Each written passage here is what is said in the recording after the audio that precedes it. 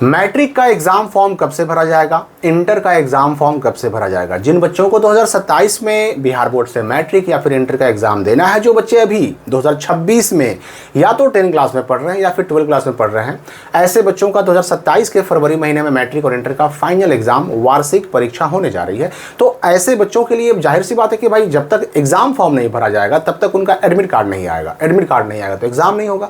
तो आखिर इनका एग्जाम फॉर्म कब भरा जाएगा, इनका ओरिजिनल रजिस्ट्रेशन कार्ड कब आएगा, और इसके अलावा एग्ज़ाम फॉर्म के बाद भी कुछ ऐसे प्रोसेस हैं जो हमें पूरे करने होंगे एग्ज़ाम होने से, यानी कि फाइनल एग्ज़ाम होने से पहले पहले तक। सारी बातें मैं स्पष्ट करने वाला हूं इस वीडियो में, क्योंकि देखिए आप जान रहे हैं कि 10 और 12 क्लास के बच्चों के लिए जो एकेडमिक जो एक्टिविटीज़ हैं, क्रियाकलाप है, वो लगातार चल रहे हैं। अभी देखिए ना कि डमी रजिस्ट्रेशन कार्ड आया हुआ है, और डमी रजिस्ट्रेशन कार्ड आने के बाद ना उल्टी गिनती शुरू हो जाती है। उल्टी गिनती किस चीज़ के लिए, तो मतलब आपके फाइनल एग्ज़ाम के लिए। अब डमी आया, अब इसके बाद लगातार कुछ ना कुछ आपकी प्रक्रियाएँ चलती रहेंगी, कुछ ना कुछ काम आपके लिए होता रहेगा। अभी देखिए डमी आया हुआ है, अभी डमी रजिस्ट्रेशन का डेट जो है ना, ये तो अभी पहला डेट है, इसके बाद कम से कम 2 बार और डेट बढ़ेगा इसका, और उसके बाद जब उसका फाइनल डेट खत्म हो जाता है तो आता है मूल registration card, original registration card कहिए या फिर उसको मूल पंजीयन पत्र कहिए, वो आता है। और उसी के साथ आता है एक ही नोटिफिकेशन में रजिस्ट्रेशन कार्ड भी जारी होने की सूचना रहेगी, और उसी नोटिफिकेशन में ये भी सूचना रहेगी कि भाई मैट्रिक का एग्जाम फॉर्म कब से भरा जाएगा और इंटर का एग्जाम फॉर्म कब से कब तक भरा जाएगा। तो अब ये जो डमी रजिस्ट्रेशन कार्ड है, जब इसका सारा काम फाइनलाइज हो जाएगा, इसमें सुधार वगैरह काम हो जाएगा, इसके जो घोषणा पत्र को अपलोड करने का काम है वो हो जाएगा, तो आएगा मूल पंजीयन पत्र और एग्जाम फॉर्म भरने का डेट। जनरली कब तक आएगा भाई, तो देखिए पिछले अगर साल की हम बात करें तो 5 सितंबर से एग्जाम फॉर्म भरने की शुरुआत हुई थी, और नॉर्मली जो है ना यही डेडलाइन रहता है, नॉर्मली यही डेडलाइन रहता है। अगर उसके और पीछे जाइएगा तो 25 अगस्त से भराना शुरू हो गया था। बहुत ज़्यादा डिफरेंस नहीं है दोनों में, 10 दिनों का डिफरेंस है। उसके पीछे चल जाइएगा तो भी 25 अगस्त से ही भरने की, यानी एग्जाम फॉर्म भरने की शुरुआत हो गई थी।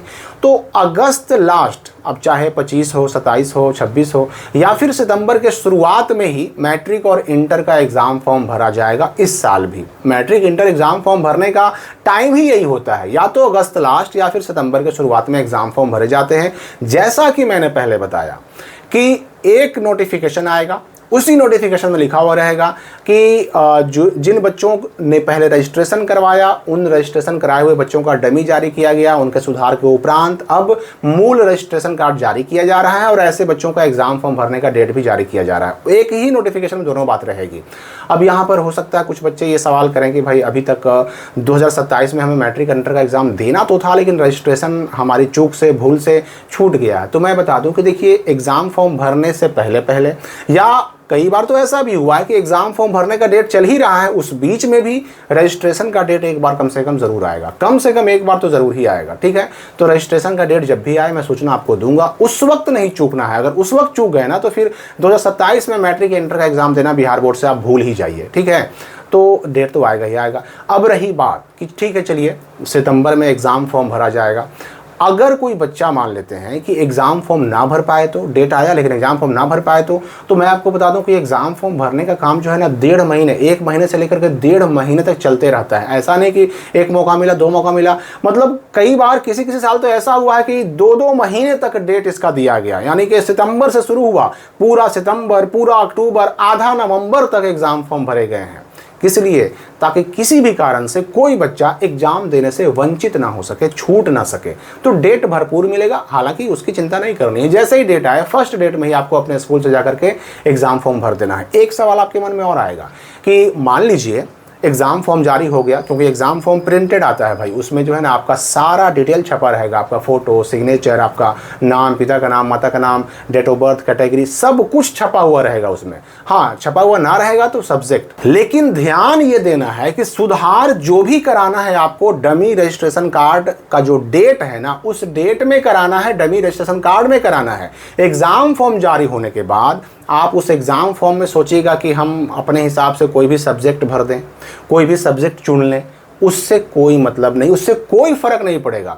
जैसे आपका जो उस वक्त एक रजिस्ट्रेशन कार्ड मिलेगा आपको अपने स्कूल से प्रिंट करके साइन मोहर करके एक रजिस्ट्रेशन कार्ड मिलेगा, जो अभी डमी आया है ना, सेम ऐसा ही रहेगा। फ़र्क इतना है कि उसमें रजिस्ट्रेशन नंबर रहेगा। अभी अगर आप मैट्रिक इंटर के डमी रजिस्ट्रेशन कार्ड को देखिएगा उसमें सब कुछ है छपा हुआ, लेकिन रजिस्ट्रेशन नंबर में XXXX काट कूट करके लिखा हुआ, मतलब रजिस्ट्रेशन नंबर नहीं है। और जो मूल पंजीयन पत्र आता है उसमें रजिस्ट्रेशन कार्ड तो लिखा हुआ रहेगा ही, रजिस्ट्रेशन सर्टिफिकेट लिखा हुआ रहेगा और उसमें रजिस्ट्रेशन नंबर भी रहेगा। अब उसमें जो डिटेल छप के आ गए ना, वही आपके एग्जाम फॉर्म पे भी छप के आएंगे। और उसमें फिर आप सोचिएगा कि एग्जाम फॉर्म में हम थोड़ा बहुत चेंज कर लें, सब्जेक्ट बदल दें, डिटेल बदल लें, या नाम कोई काट करके अपना नाम, माता का नाम, पिता का नाम काट करके वहाँ पर सही लिख दें तो हमारा सही हो जाएगा। बिल्कुल नहीं होगा। जो आ गया ओरिजिनल रजिस्ट्रेशन कार्ड में और एग्जाम फॉर्म में वही रह जाता है। ठीक है, सुधार जो भी करना है अभी करना है। हाँ, एक राहत की बात है, एक राहत की बात यह है कि एग्ज़ाम फॉर्म जो लोग भरेंगे ना, उनका फिर एग्ज़ाम फॉर्म का भरने का डेट ओवर होने के बाद उनके लिए फिर आएगा डमी एडमिट कार्ड। अभी जो आया है वो डमी रजिस्ट्रेशन कार्ड है, और उस वक्त जो एग्ज़ाम फॉर्म भरने के बाद आएगा वो डमी एडमिट कार्ड आएगा, और उसमें अपना नाम, माता का नाम, पिता का नाम, डेट ऑफ बर्थ छोड़ करके बाकी सारी चीज़ें, सब्जेक्ट भी आप सुधार कर सकते हैं। ये एक राहत की बात है। अब रही बात कि ठीक है एग्ज़ाम फॉर्म हम भर देंगे, डमी आ जाएगा, उसके बाद क्या होगा? उसके बाद जो है 10 और 12 क्लास वालों का होता है सेंटअप एग्ज़ाम, जिसको हम लोग उत्प्रेषण परीक्षा भी कहते हैं। और ये एग्ज़ाम समझिए कि 10 और 12 क्लास का उनके अपने स्कूल में होने वाला फाइनल एग्ज़ाम है। मतलब इस एग्ज़ाम के बाद 10 और 12 क्लास वालों के उनके अपने स्कूल से छुट्टी, उनके अपने स्कूल में उनका फाइनल एग्ज़ाम हो गया। अब वो आगे उत्प्रेषित कर दिए गए, सेंट अप कर दिए गए। किस चीज़ के लिए भाई? तो फरवरी में होने वाले मैट्रिक इंटर एग्ज़ाम के लिए।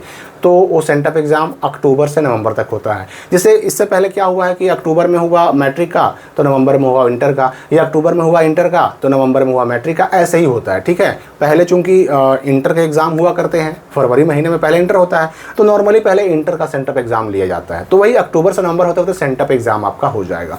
और सेंटअप एग्ज़ाम में अगर हम इसकी बात करें तो इसके लिए अलग से वीडियो आएगा, डिटेल सारे आपको दिए जाएंगे कि भाई इसमें बैठने का नियम क्या है, पास करने का नियम क्या है, इसमें क्रॉस लगता है कि नहीं लगता है, अगर ना बैठेंगे तो क्या हुआ, उसके लिए अलग से वीडियो आएगा, सेपरेट वीडियो आएगा। अभी के लिए इस वीडियो में फ़िलहाल इतना ही। हम मिलेंगे अगली वीडियो में नए अपडेट के साथ।